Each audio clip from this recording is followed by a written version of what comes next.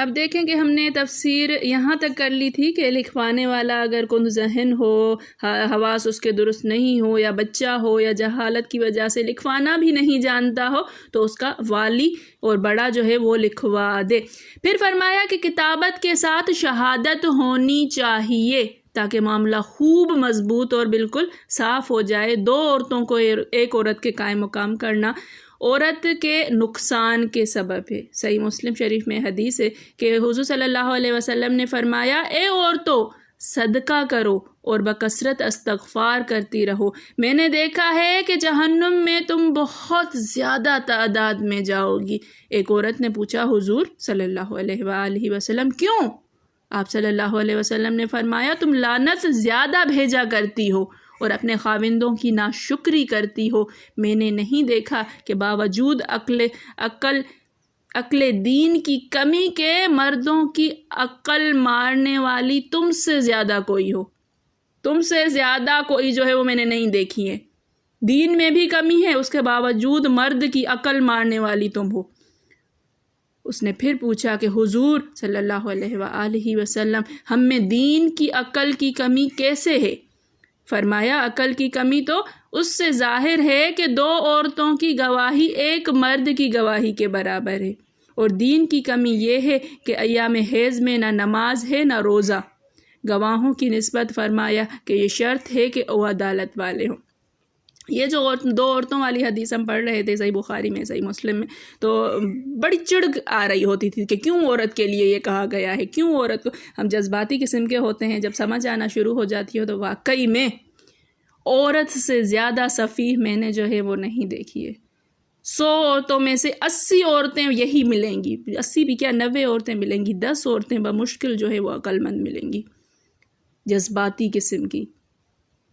کچھ بھی ہوگا، دین کی کمی، کچھ بھی اللہ تعالیٰ کی طرف سے، یہ اللہ تعالیٰ کی طرف سے ہے کہ حیض کی حالت میں وہ نماز و روزہ اس کے آدھے ہو جاتے ہیں، لیکن چونکہ آدھے ہیں، مرد کی نسبت اس کی عبادت کم ہو جاتی ہے، عقل اس کی کم ہوتی ہے، جذباتی زیادہ ہے، ایموشنل ہو جاتی ہے، ذرا سی بات پر رونا بیٹھ جاتی ہے، اس کی پکی ٹکی بات ہی نہیں ہوتی، ایک زبان کی نہیں ہوتی، پل میں تولا پل میں ماشا۔ اور واقعی میں مرد کی عقل کو جس طرح سے یہ کھا جاتی ہے نا، جو کہا جاتا ہے کہ جورو کا غلام، تو بہت زیادہ جو ہے وہ اللہ تعالیٰ معاف فرمائے، لیکن بہت ساری آس پاس آپ کو ایسی ہی عورتیں ملیں گی۔ تو اس وجہ سے ان عورتوں کو صدقہ زیادہ کرنے کا حکم دیا گیا ہے مرد کی نسبت۔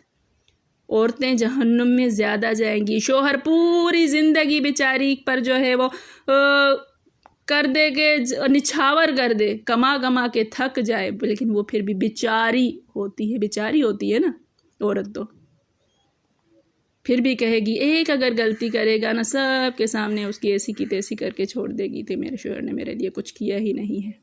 ناشکری ہوا کرتی ہے وہ۔ امام شافعی کا مذہب ہے کہ جہاں کہیں قرآن شریف میں گواہ کا ذکر ہے وہاں عدالت کی شرط ضروری ہے کہ عادل، اپنی پسند کا جو کہا گیا ہے نا کہ جس سے تم راضی ہو جاؤ، تو وہ عدل کا ہے۔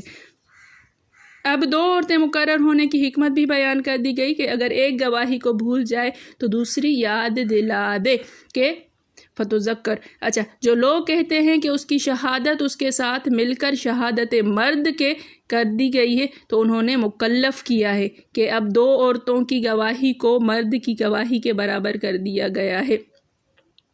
گواہوں کو چاہیے کہ جب وہ بلائے جائیں تو انکار نہ کریں، یعنی جب ان سے کہا جائے کہ آؤ اس معاملے پر گواہ رہو تو انہیں انکار نہیں کرنا چاہیے۔ جیسے کاتب کے بابت بھی فرمایا گیا ہے کہ اسے لکھنے کے لیے بلایا جائے تو وہ انکار نہیں کرتا۔ یہاں سے یہ بھی فائدہ حاصل کیا گیا ہے کہ گواہ رہنا بھی فرض کفایہ ہے۔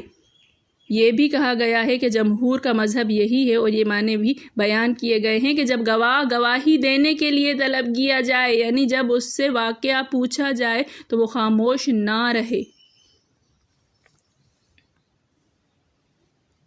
پھر فرمایا کہ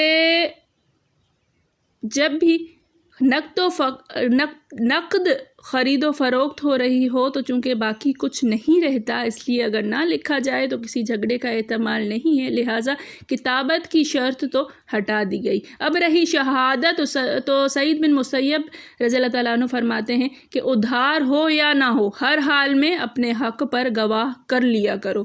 دیگر بزرگوں سے مروی ہے کہ فَإِن امن فرما کر